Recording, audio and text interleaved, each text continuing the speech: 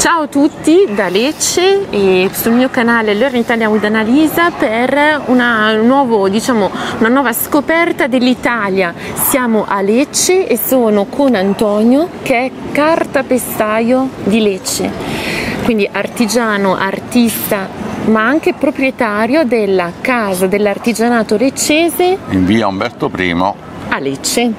E siamo davanti a questa magnifica chiesa. Ci puoi dire qualcosa? La chiesa di Santa Chiara, che ha il consoffitto interamente realizzato in cartapesta. Fu qui che incominciò l'arte della cartapesta, dietro quella via dove è Vico della Cartapesta. Ok, e perché allora il soffitto è particolare di questa chiesa? Sì, è particolare perché fu commissionato dai bolognesi, fu commissionato dai veneziani ai bolognesi che vennero a Lecce nel 1500-1600 per realizzare il consoffitto della chiesa di Santa Chiara, dico bene. Sai, ci sono 100 chiese a Lecce. Esatto, e c'è una confusione totale, dai, da una parte all'altra ci si arriva. La chiesa di Santa Chiara c'ha questa particolarità che il consoffitto è interamente realizzato in cartapesta ed è stato scoperto circa 20 anni fa, più o meno, quando si sono accorti archeologi, ingegneri, architetti, insomma un po' di gente, che il consoffitto si stava affossando verso giù. Questo si è accorso che c'era dal soffitto in alto, i piccioni avevano fatto i loro escrementi e il peso di tutti questi escrementi stavano affondando il consoffitto. Però l'hanno sistemato, l'hanno pulito, l'hanno messo a posto e si sono accorti che il consoffitto era in cartapesta. Però la storia lo diceva sui libri storici di alcuni scrittori del Castromediano e cose, che il consoffitto era in cartapesta, ma nessuno ci credeva, perché vederlo sembra di legno, sembra un cassettone di legno, però è tutto interamente in cartapesta. È l'unico consoffitto forse al mondo in cartapesta. Incredibile. Allora, mentre ammiriamo anche sicuramente la facciata, però mi sono accorta che c'è una statua e possiamo andarla a vedere. L'edicola emotiva. Prima, come vedete, ma Lecce sta pieno di queste edicole in cartapesta. Queste sono tutte in cartapesta, e qua c'è sicuramente il nome anche del maestro quando è stata realizzata. Questa è Santa Lucia. Santa Lucia. Ecco, vedete? Giuseppe Manzo, 1849-1942. Era il maestro che ho detto che abitava il suo laboratorio in Vico della Cartapesta. Che dopo vedremo. Sì. Che dopo vedremo. È particolare questa qua. Poi di là c'è un'altra ancora molto bella pure, molto importante, edicola, ma Lecce sta piena di edicole. Allora, per i nostri amici che forse sono stranieri, un'edicola è questo? Sì, l'edicola è in cartapesta, esposta alle intemperie, come potete vedere, è coperta solo da un semplice vetro. La cartapesta dura esattamente, questa è stata realizzata dal Manzo sicuramente nel 1800, fine 800 insomma. Quindi queste statue protette dal vetro durano per secoli? Sì. E le edicole, la funzione delle edicole era in qualche modo proteggere i passanti? Lecce è una città cattolica, come ho detto prima abbiamo 100 chiese, fra consacrate e sconsacrate sono 100 chiese. Mamma mia, quindi va bene, allora propongo adesso di percorrere via dell'arte della cartapesta e ci racconti un po'. Benissimo, andiamo di là. Andiamo. Antonio, qui siamo in via della Cartapesta. Anzitutto spiegaci magari camminando il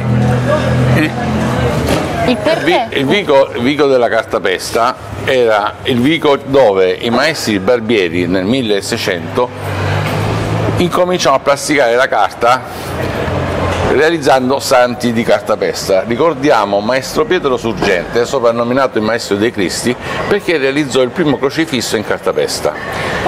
Da allora ci fu un fenomeno, perché non so se avete notato le chiese, ci sono dei vuoti, delle cupole vuote, e il discorso è che le statue si realizzavano o in pietra o in legno ed erano pesanti per portare in processione. Si usavano dei carretti, si usavano qualcosa, perché le processioni dovevano andare in spalla. Allora i maestri barbieri si cimentarono a cominciare a fare santi di carta, tant'è vero che Lecce è riconosciuta la città dei santi di carta. Ecco la cartapesta. La cartapesta leccese, voglio dirla a tutti, è molto differente dalla famosa cartapesta dei carri allegorici, delle cartapesta delle scenografie di cinema. Il nome è comune, ma non è così. E perché è diversa? E perché poi c'è un procedimento di lavorazione che vi spiegherò nel negozio, nel laboratorio. Certo, quindi riprendiamo la via e... Questa via per esempio congiunge la piazzetta di Santa Chiara all'antico teatro greco-romano. Su questa strada tutti i maestri barbieri, tra cui è rimasto la casa del famoso maestro Giuseppe Manzo. Manzo nel 1800 è stato uno dei più grandi maestri dell'arte della cartapesta. Scusa, la domanda forse un po' stupida, ma perché barbieri si erano cartapestai? No, i barbieri all'epoca nel 1600 erano i dottori dentisti, erano barbieri, erano artigiani, erano sarti e loro facevano un po' di tutto. Chiaramente stando di fronte alla chiesa di Santa Chiara e vedendo i maestri bolognesi che stavano realizzando il consoffitto usando la carta, e loro si resero conto che questo materiale era diventato talmente duro e consistente che pensavano di costruire dei santi di carta e si cimentarono a realizzare i santi di carta e no, benissimo, e Lecce divenne la capitale del Regno di Napoli, tra parentesi, la capitale dei santi di carta. Quindi Lecce ancora oggi è riconosciuta come capitale dei santi di carta? Riconosciuta, insomma, perché Lecce è più conosciuto come il barocco, esatto, o il pasticciotto, allora, tu ci o il rustico, ma l'artigianato viene sottovalutato. Ecco, Antonio, diciamo che sei un po', possiamo dire, tra virgolette, arrabbiato perché sono arrabbiato. Lecce è conosciuta in tutto il mondo come la città barocca, ma non solo barocca, la città anche capitale della cartapesta. E perché la statuaria di cartapesta è così importante per Lecce? Perché abbiamo popolato tutte le chiese del sud, partendo da tutto il Salento, la Puglia, facciamo questa distinzione, Salento, Puglia, qual è il Salento? Basilicata, Calabria, Sicilia, un po' la Campania, il Regno di Napoli, ecco il Regno di Napoli, il Regno delle due Sicilie, tutte le chiese possiedono statue in cartapesta. Sono poche e rare le statue di cartapesta che sono arrivate al nord, perché sai, con Ortisei che fa il legno, ancora un po' più meno, diciamo, forse cattolici del sud, vogliamo dirlo, c'è stato questo fenomeno. Perché? Mi avevi fatto una domanda? No, mi chiedevo, cioè, la cosa che mi dà curiosità è che spesso vediamo appunto queste processioni nel sud, i santi che vediamo portati sulle spalle, quindi molto spesso probabilmente sono tutte in cartapesta, tutti in cartapesta, altrimenti... Io ho sempre pensato che fossero pesanti, no, non fanno fatica. No, e poi vi farò vedere una statua al negozio, che la prenderò con una mano, altezza naturale, insomma. Questa per esempio è la casa del famoso cartapestaio Manzo.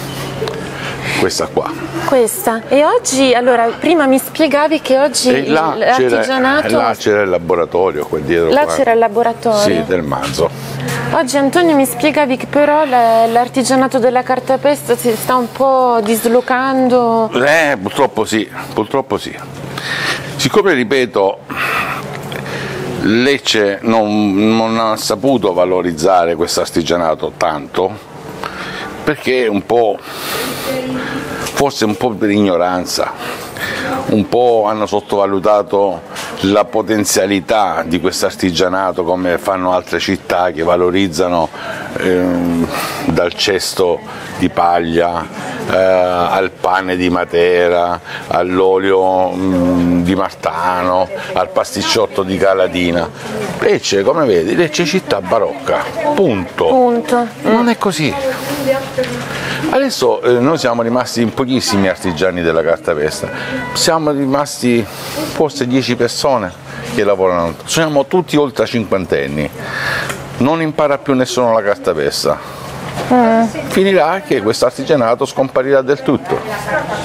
Perché? Perché non è stato promosso, perché non è stato valorizzato, perché non... Io quello che mi rode tantissimo, ma con tanta rabbia, e vi offro tutto il mio,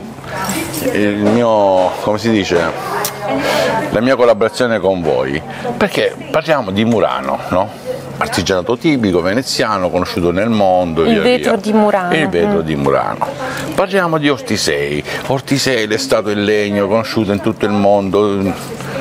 Parliamo di Napoli, Spaccanapoli, Napoli, l'artigianato napoletano. E Lecce? Lecce muore. Lecce muore. Lecce è nobile. Lecce è una città un po' particolare. Perché? Un po' particolare, troppo signorile, troppo sulle sue. La cartapesta è superflua, capisci? È un valore che sta perdendo tantissimo. Questo è il teatro greco-romano di spettacoli, l'avete visto? Non l'abbiamo visto, no. Abbiamo visto quello centrale nella piazza. Questo è il secondo, questo è il teatro greco. Perché Lecce ha una storia romanica. Lecce è più antica di Roma. Senti Antonio, allora, invece una curiosità, a te come è iniziata la tua storia di cartapestaio? Mi è talmente incuriosito. Io prima ancora di fare il cartapestaio, per 20 anni, io ho 62 anni, i miei primi 20 anni ho fatto il commerciante di auto. Poi, di automobili? Sì, automobili. Poi un giorno mi sono fermato vicino a una bottega di un artigiano in via, dunque dovrebbe essere via delle Anime, da quelle parti, da San Pio. C'era i fratelli Gallucci e c'era un maestro che stava fuocheggiando e c'era quell'odore, quel sapore, quel profumo che a me piaceva tantissimo della foglieggiatura, che mi entusiasmava. Allora, aspettando la ragazza che dovevo prendere, mi fermavo con il maestro Gallucci a parlare e diceva ma che cosa c'è questo profumo?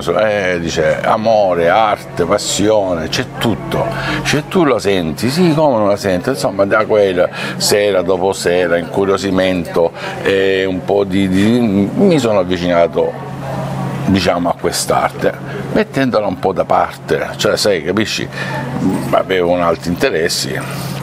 Poi ho chiuso l'attività delle macchine e mi sono avvicinato all'arte della cartapesta. Ho conosciuto mia moglie che faceva cartapesta, non quella, un'altra storia, e allora, non lo so, forse è stato il destino.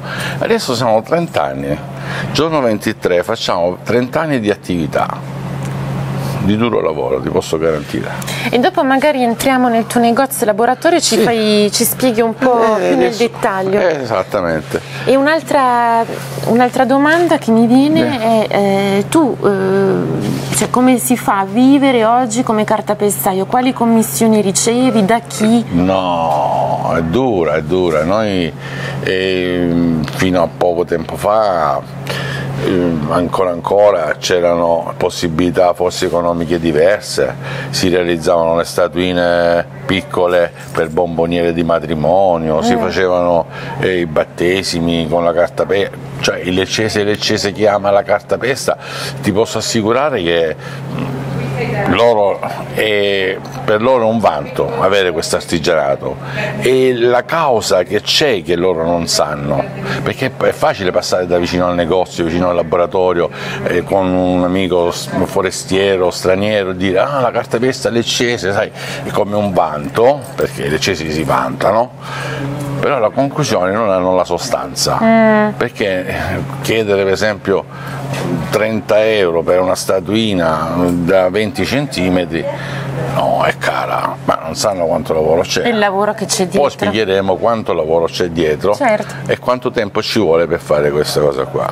Allora, per capire meglio in cosa consiste l'artigianato della cartapesta e l'arte della cartapesta, andiamo alla sede della Casa dell'Artigianato Leccese. Andiamo. andiamo, ci sarà anche mia moglie che lavorerà la cartapesta. Cartapestai anche? Sì. Andiamo? Ecco, allora siamo nella via Umberto I di fronte alla casa dell'artigianato Qui leccese. è la mia sede, dove c'è un vasto assortimento di artigianato che potete adesso vedere. Esatto, adesso entriamo vediamo dentro. l'artigianato leccese e scopriamo un po' la tua arte, io sono Certo, curiosa. entriamo dentro. Andiamo. Eccoci allora all'interno del negozio con Antonio e soprattutto con Maria, moglie di Antonio e titolare del negozio. Ok Maria, magari ci racconti anche un po' la storia della cartapesta che forse non tutti conoscono. È un artigianato questo che nasce nel 1500, tutto nasce con il controsoffitto della chiesa di Santa Chiara, che è un controsoffitto a cassettoni, e quindi le suore all'epoca non avevano soldi per coprire appunto il controsoffitto, quindi pensarono bene in una via breve, diciamo così, tra le virgolette, era giusto affinché non piovesse in chiesa, di coprire questo controsoffitto in una maniera veloce, andando a contattare i maestri spagnoli, francesi, veneziani, napoletani, per un discorso chiaramente nell'immediato, perché quando pioveva dovevano aprire gli ombrelli. Quindi arrivando questi maestri qui a Lecce, pensate che accanto alla chiesa di Santa Chiara c'è una strada chiamata Via dell'Arte della Cartapesta. Che abbiamo visto in effetti. Esattamente, su quella strada c'erano maestri calzolai e barbieri. Ecco. Come spesso accade in Italia, mentre i maestri lavoravano per completare questo controsoffitto, i maestri guardavano come realizzavano il controsoffitto, quindi scoprirono che in realtà era del materiale povero e quindi pensarono bene che anche loro potevano cimentarsi per realizzare qualcosa. Quindi ci troviamo con la fine del barocco, quindi tutte le chiese di Lecce erano finite, erano completate, e tranne appunto la chiesa di Santa Chiara che aveva questo problema, e quindi da lì cosa accade? Che i maestri avanti facevano barba e capelli o sistemavano le calzature, e dietro c'erano delle tende, dietro c'era il retrobottega, quindi ognuno iniziò a cimentarsi con del materiale povero, quali stracci, paglia, carta che trovavano per strada. Infatti la carta era la vecchia carta paglia, cosa che ancora oggi la vecchia carta paglia. Ieri la realizzavano anche a mano la carta, oggi ci sono le cartiere di Amalfi che lavorano per La carta paglia è... carta paglia è questo tipo di carta, è una carta povera di cellulosa. È una carta povera. Okay. Esattamente, vedi, si presenta di colore grigio, si presenta di colore giallo, si presenta di colore bianco. Ed è una carta povera di cellulosa. Questa carta, bagnata con un materiale chiamato ponnula, che è la colla fatta di acqua, farina e solfato di rame all'interno. Ok. Quindi la colla, bagnandola con la carta diventa quasi una stoffa. Quindi facile nel plasmare e nel modellare, facile tra le virgolette, chiaro con è, l'arte. Voglio dire che si deve avere arte, passione, tanta pazienza per la nostra realizzazione delle opere. Quindi i nostri maestri, anticamente mi ripeto, barbieri e calzolai, iniziarono nel retrobottega a cimentarsi. E quindi iniziarono poi piano piano a realizzare delle opere.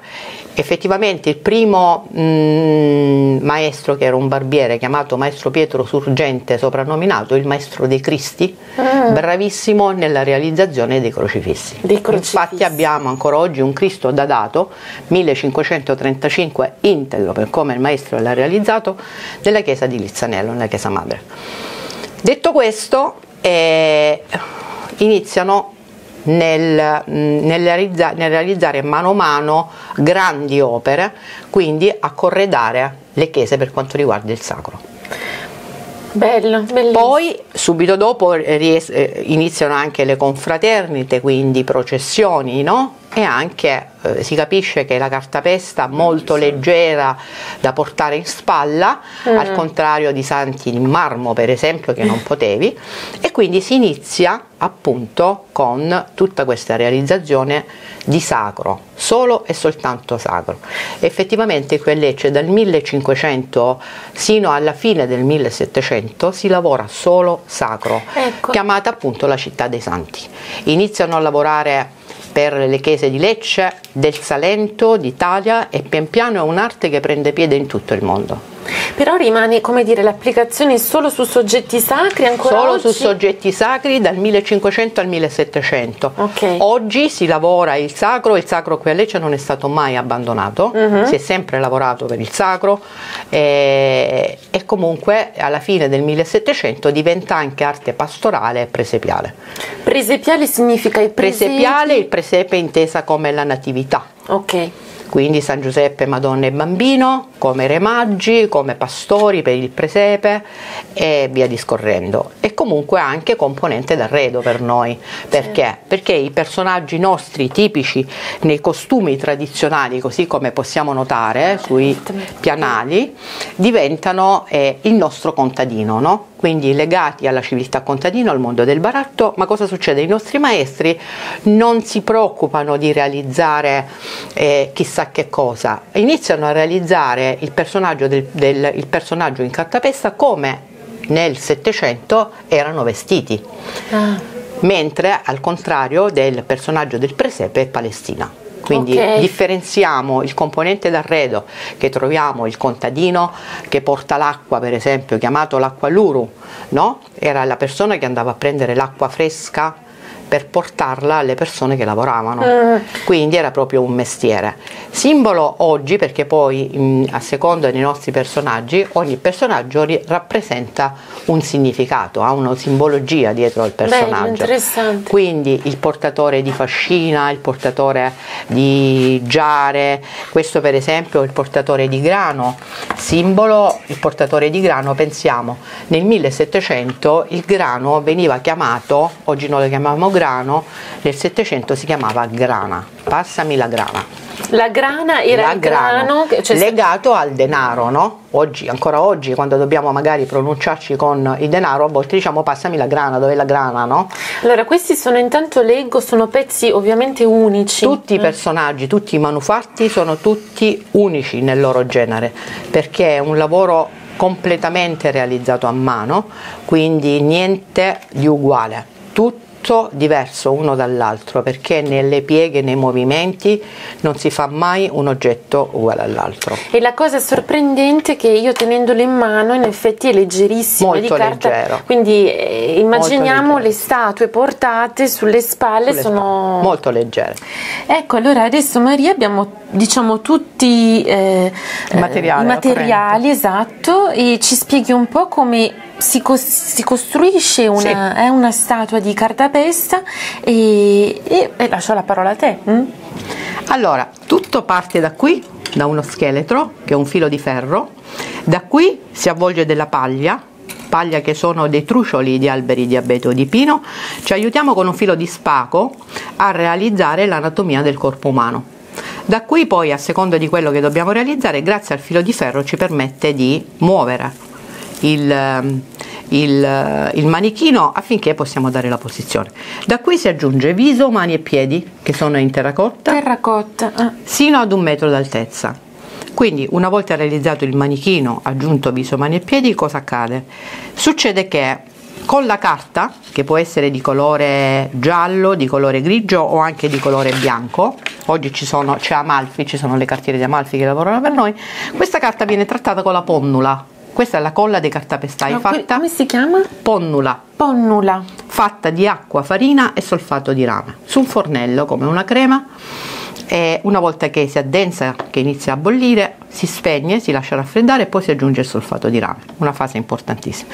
Quindi la carta bagnata con la ponnula si inizia a incartare tutto il manichino dopo che abbiamo dato la posizione, si lascia asciugare, una volta asciutto si continua con il modellato, cioè carta a più strati, ponnula, e lì si inizia con la vestizione del personaggio. Una volta che abbiamo vestita la statua, questa per esempio è una nonnina vestita, come potete notare, si lascia sempre asciugare, cosa indispensabile è l'aria, deve asciugarsi tutto all'aria aperta, non possiamo aiutarci né con forni né con ventilatori.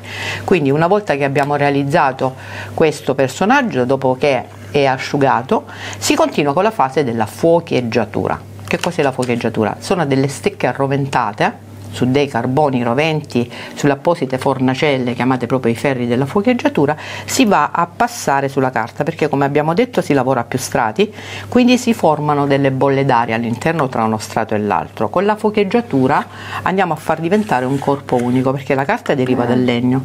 La fuocheggiatura, la carta torna ad essere dura e legnosa. Subito dopo la fuocheggiatura, che è la prima fase di lavorazione per quanto riguarda la cartapesta, si continua con la pittura sopra, che è la coloritura, che sono comunque colori a olio, o dopo la fase della fuocheggiatura si continua con la gessatura. La gessatura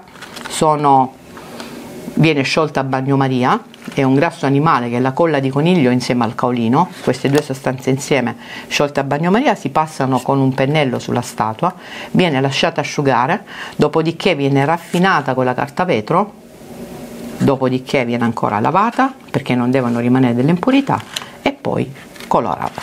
E tu Maria, in quanto cartapestaia, ti occupi di tutto, dall'inizio alla fine? Ogni cartapestaio si occupa delle sue opere, dal filo di ferro, che anche quello togliamo con la tronchese, fino alla fine, fino al personaggio montato sulla basetta. Ogni maestro non si rivolge a un altro maestro, ognuno ha i suoi volti, ognuno ha la sua lavorazione, perché ognuno di noi si riconosce per la vestizione.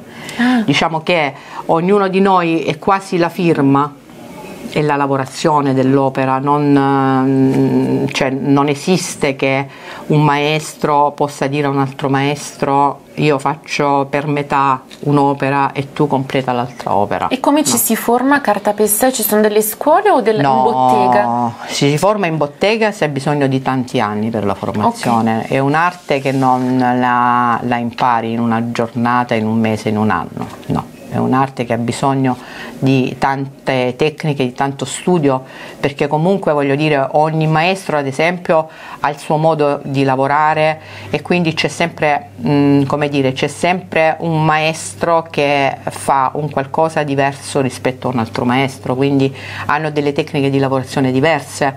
E allora noi, vabbè, non possiamo svelare tutto, però almeno un piccolo segreto su come si fa qualcosa ce lo fai? Vi faccio vedere un fiore. Allora vi faccio vedere come si realizza una rosa in cartapesta, perché come oggetto, diciamo così, come manufatto, è un qualcosa che si può vedere nell'immediato, cioè un pezzo di carta, vedete?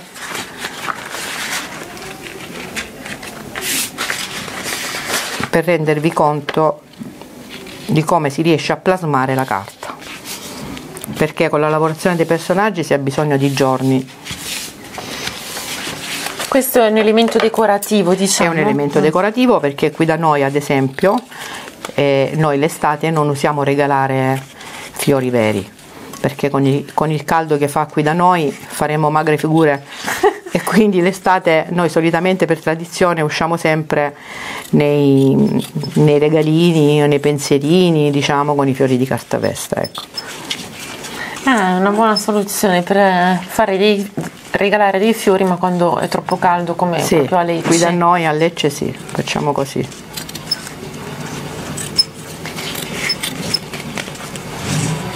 Io intanto sto tagliando. Intanto Maria, ne approfitto, da quanti anni sei cartapestaia? 30 anni. 30 anni. Io sono 30 anni che sono qui, mi sono formate in delle botteghe, in bottega ho conosciuto mio marito e da lì poi abbiamo deciso di rilevare questa attività che dapprima non era cartapesta ma era tutt'altro, era un negozietto di articoli da regalo, di bomboniere, e quindi con la realizzazione, ecco, della nostra arte abbiamo svuotato tutto quello che era e iniziato a mettere del nostro. È interessante perché magari anche all'estero così si immagina la bottega, la si immagina solo legata al Rinascimento, invece no, la tradizione delle botteghe questa continua. È un'arte antica che comunque va tutelata, soprattutto tutelata, perché è un'arte importante, è un'arte minore ma comunque un'arte bellissima, e chi la ama è un'arte sicuramente che ti dà tanto, come tutte le arti poi tra l'altro. Io ad esempio senza quest'arte non riuscirei a vivere. Certo. Ad esempio. Diventa... Per me ormai è diventato di vitale importanza. Ecco, diciamo così.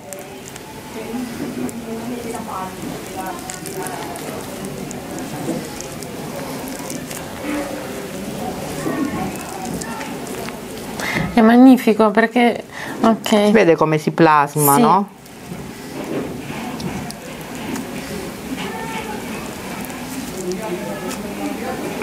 In effetti sì, si possono fare tutte le forme, ovviamente con la manualità artistica.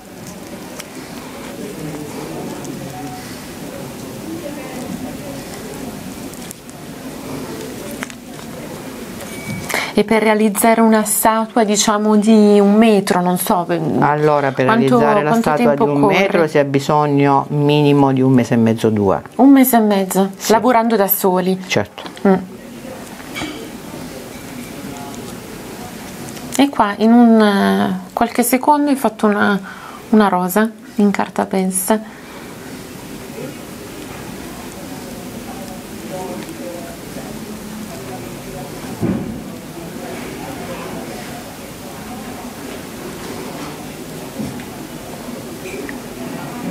Vedete? Bellissimo, lo vediamo, sì. Ecco, e quindi abbiamo, ecco, diciamo, il fiore in cartapesta, poi ci sarà la focheggiatura e la pittura. E questo è un bellissimo, è il risultato con un bellissimo centrotavola, ad esempio, quindi non solo arte sacra, ma anche, come dire, decorazioni magnifiche e qualcosa che fa vivere l'artigianato leccese, che è una tradizione magnifica. Però ho visto, noi siamo nel negozio, ho visto tante cose che mi piacciono e che voglio farvi scoprire. Vediamole. Ecco, allora adesso siamo diciamo sempre nel negozio, però chiamarlo negozio mi dispiace un po' perché è più un museo quasi, e abbiamo, come vedete, Maria, ci puoi forse indicare alcune... Ecco, come dicevamo prima, da un controsoffitto a cassettoni della chiesa di Santa Chiara si va a finire a queste opere meravigliose che, grazie ai nostri maestri, appunto, plasmando, sono riusciti loro a creare queste meravigliose opere, e grazie a loro noi abbiamo continuato e proseguito. Come vi dicevo, crocifissi, queste sono opere, questo è un crocifisso in restauro, ad esempio, un crocifisso bellissimo, sempre in cartapesta, e qua si può notare appunto la realizzazione, no? Cioè dei manufatti, quanto mantengono, sono opere indistruttibili, che un'opera in cartapesta c'è sempre poi il restauro, quindi non vanno mai cestinate come opere. Per proseguire con altre statue, con crocifissi, con l'arte presepiale di cui parlavamo prima. L'arte presepiale, bambinelli, angeli, un po'. E Maria, prima, scusa se ti interrompo, la mia attenzione è stata attirata da un personaggio della commedia dell'arte. Anche commedia dell'arte. Che possiamo far vedere. Anche commedia dell'arte. E questo, come dire, i nostri amici appassionati di Italia, di teatro, cultura italiana, ovviamente riconoscono tutti i personaggi della commedia dell'arte, che è un po' le origini del teatro, no? Prima della lirica, quindi, esattamente. Ma oltre al personaggio come commedia dell'arte, anche maschere. E maschere. Maschere greche e romane, addirittura, sempre in cartapesta. Si spazia, si fa tutto quello che si vuole, che si crede, che si crea. Con l'arte, voglio dire, non si finisce mai. Bellissimo, quindi allora Maria, grazie a te, grazie ad Antonio che è qui con noi vicino, e poi ecco, è un po' anche un esempio come ci hai ricordato, di quando la necessità si fa virtù, e da un problema da risolvere con urgenza, come il controsoffitto di Santa Chiara, è diventata, insomma, un'arte fantastica, un'arte bellissima. Grazie Maria, grazie a voi, a presto. Ma se siete interessati a scoprire di più e anche eventualmente a comprare o fare dei regali, sono veramente l'artigianato di qualità leccese tipico italiano. Qui sotto trovate tutti i contatti, non esitate a scoprire altro. A tutti ciao e non dimenticate di abbonarvi. A presto! Ciao!